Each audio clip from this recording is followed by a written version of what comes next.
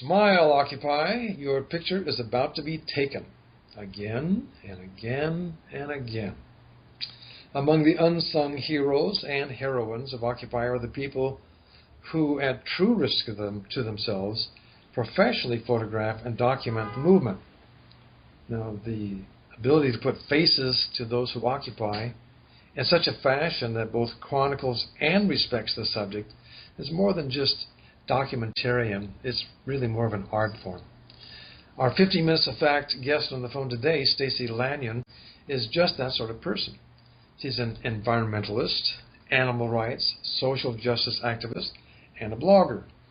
You may not know her by name, but you may likely have seen her work, which has appeared on the Village Voice at their site, as well as Occupy sites on Facebook, by way of Twitter, and scores of websites that manage to snag her pictures. So welcome to the show today, Stacy. Thank you. Well, I'm happy to have you here. Even though I don't know you personally, although a couple of times I've come across you snapping away at different occasions, I'm definitely a fan of yours. You must have been, you have been documenting the Occupy movement practically since its inception. Yeah. It's rare not to see you at practically every event or rally. So let's get into the nitty-gritty of it. When did this work start, and what motivated this intense dedication? I actually heard about Occupy Wall Street the first day it started, but at the time I didn't think it was more than a couple days. But I did keep looking, and it was hard to find stuff about Occupy at the time because the mainstream media was pretty much ignoring it. But I was able to find it, and as it continued to exist, I became more interested in going down there and checking it out. If I had known what it was from the beginning, I'd been there the first day, but I didn't realize what was happening. I guess I just thought it was another protest. But I did finally get down there on October 15th, and I was able to photograph the park and get kind of an idea of what it really was. It unfortunately wasn't a very busy day that day because everybody was on a march, so there weren't.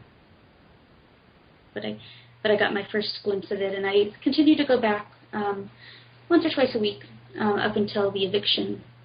You obviously you were in New York City. What were you doing in New York City? Do you live here? I've lived here for the last 8 years. Oh, yes, and employed? Yes, I am. I university. And in fact, if I remember right, you're an NYU either graduate or student. Yes, NYU alum. Well, I tell you, as great a photographer as I can perceive you to be, I can't let another minute go by without asking you about your blog, which you call At the Heart of an Occupation. Now, I've visited that website, and I find your writing equal to your photography skills. In fact, the amount of depth that you go into for each subject truly speaks to your desire to capture a person as he and she truly is. So tell us how that blog came about, as well as what prepared you to write it so well. I had been photographing the movement for about, I guess, a month or two. And I also been trying to kind of try out different meetings and meeting at one point in time and the facilitation meeting, just to kind of find a place for myself within the movement. And I was having a really hard time finding it. So I was a little frustrated, and I watched a video online when Deepak Chopra was in the park, and he was talking to the audience, and he said to them, close your eyes and imagine the world that you want to see, and imagine how you can help bring that about. And I decided to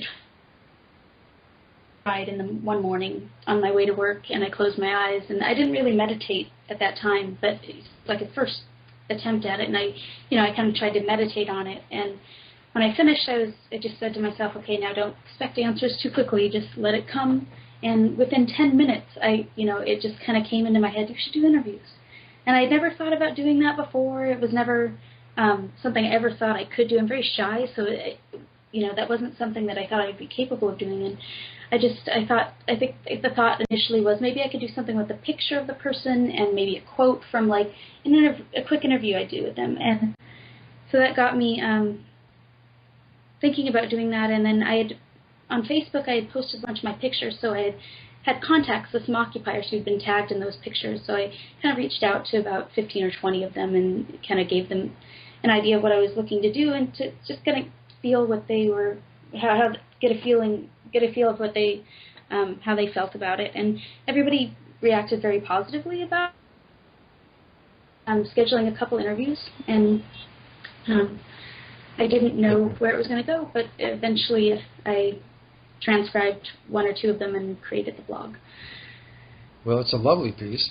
And let me see, you've been chronicling folks for, going on a year and a half now. Is there any particular blog subject or a photograph that you've done that you especially prize, and why? Yeah, that one's difficult because I mean there's so many that I prize for different reasons, and when thinking that there are pieces within them, like that. I don't know if there's just one post that I'm like this post is love it, but there are definitely posts that stand out more to me and affect me more than others. But I also think that somebody else looking at them might find another post. You remind me a little bit like a mother with a lot of beautiful children. Yes. That was an unfortunate question to pose to you, because I remember going to your Facebook site and you have almost 1,000 pictures up there. So just to be able to catalog one out of all those, I think I could have posed a better question. So let me pose this one then. There are pieces within the blog. Yeah? They're like moments. Like, I mean, I can give you one that stands out. I was going to interview. I just met him. He was in the armed forces, and he was wearing had been in the armed forces. He was wearing his uniform, and I decided to ask him. I thought he would be a good, subject for the blog to get that perspective in there. And so he had no time to prepare for it, but it was one of the shortest interviews. He said, his answer to the third question was, I said, what kind of world do you hope it'll help bring about? And he said, there's a Hopi Indian prophecy that I live my life by. It says, once the world is ravished and dying, every race of man will come from the earth and they will make the world whole again. And he said, they will be called the warriors of the rainbow and made from all classes and races. And I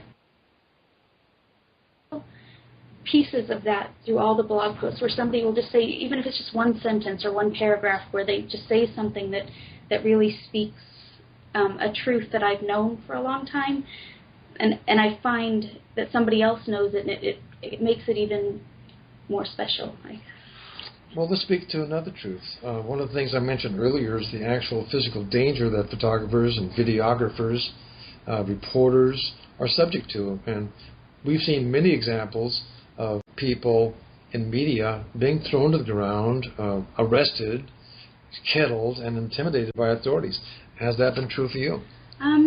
Yes. I've been in many situations that I felt very uncomfortable in. I feel like with me that I can get away with some stuff that other people might not be able to, because of, I think, the way that I look. I have kind of like a Pollyanna look about me, so I think I throw the cops off sometimes. But I have definitely been in situations where the cops will come in and start, pushing people around, and I'm usually in the front getting pictures, so I'm usually one of the people that they are pushed to push the rest of the crowd behind me back. So that's one way in which I feel like I was physically violated, and it's happened a number of times during marches, mostly marches. But the worst that I've ever experienced was during March 17th, the 6-month anniversary. At the end of the night, I was, they raided the park. It felt like we were being invaded by an army, and we were peacefully assembling. And I was able to somehow I was pushed to the west side and was kind of wind my way back around the circular barrier they had created with their bodies to the east side where all the people who had been arrested were sitting. I was photographing that and photographing someone who actually went into a seizure because of the brutality that she had been through. And when the ambulance came, I don't know if it was because they did not want this documented, but we for maybe 20 minutes or more, and we were behind the police barricades, and as soon as the ambulance got there to take her. I didn't catch that last part. Would you repeat that? Without warning, they came up to where we were behind the police barricade, and they took it and used it as a weapon, I would say. Like about 3 cops came, they lifted the barricade and used it to push us back. They didn't ask us to move. They just, and they kept pushing, and we had people behind us, so it's not like we could move back. So it was very violent, and it was a situation I had no way out of because I had people behind me, and I had them pushing in front of me, using the barricade to jerk us back. And so that was probably and I have been shoved to the ground by a cop in a march too for taking a picture, but I think that the night of the 17th was the one that really had the biggest effect on me. Maybe. Well, let's talk about citizen journalists. Basically, the one thing that separates Occupy and the protests from the era of civil rights and the era of anti-war and anti-Vietnam, is that practically everybody has either a cell phone or a small camera, and this is probably the most photographed experience that people can remember. What is your feeling about all those people taking all those pictures, and what do you think it's going to mean in history? Historically, I think it's going to be amazing that they have that kind of documentation. I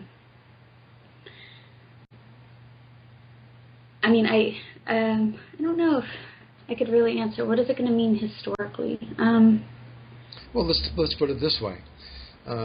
Everybody knows Brady from Civil War days, the photographer that captured everything. One lone man chronicling the Civil War. Here you are amongst a handful of what I would consider to be true professionals versus point-and-shoot people. You people will be standouts for what you recorded, but at the same time, it's almost like you have a beautiful backup shadow army of photographers that are also in there. Maybe it'll only show up in their family photo albums. I don't know, but I do know this much. The very presence of a photographer changes the picture totally. The very presence of a photographer changes the picture? Absolutely. Well, think of the fact that although you have been thrown to the ground by police, it is the fact that this is probably photographed by somebody, and it will show up in history as this is how police treated people. Yes, and at that point. I mean, it's true. Like Rodney King, when Rodney King got videotaped, it was people were just they couldn't believe that happened. That was.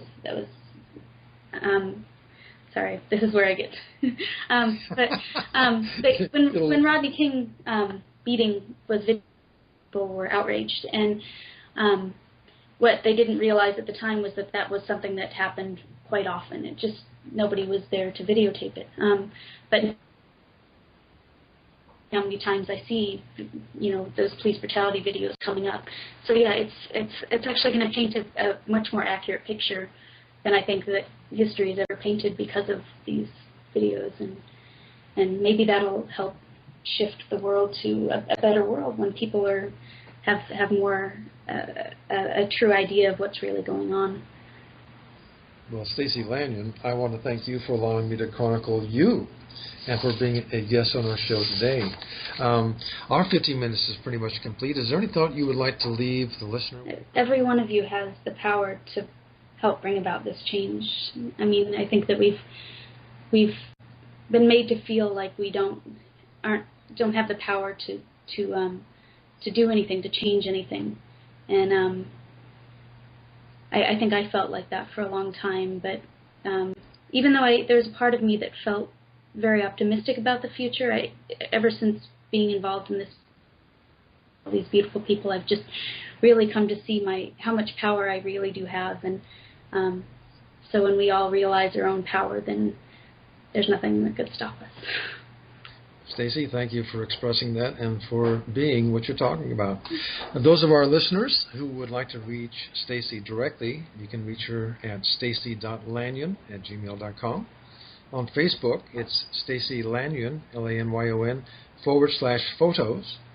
Her Twitter name is @StacyLanyon, and her blog is, of course, attheheartofanoccupation.blogspot.com. This is Jerry Ashton here on 50 Minutes of Fact at WGRNradio.com, wishing the best to you, our listeners, and activists throughout the world. Be sure to friend my blog at the Huffington Post and follow me as well on Twitter as @WrittenOffUSA.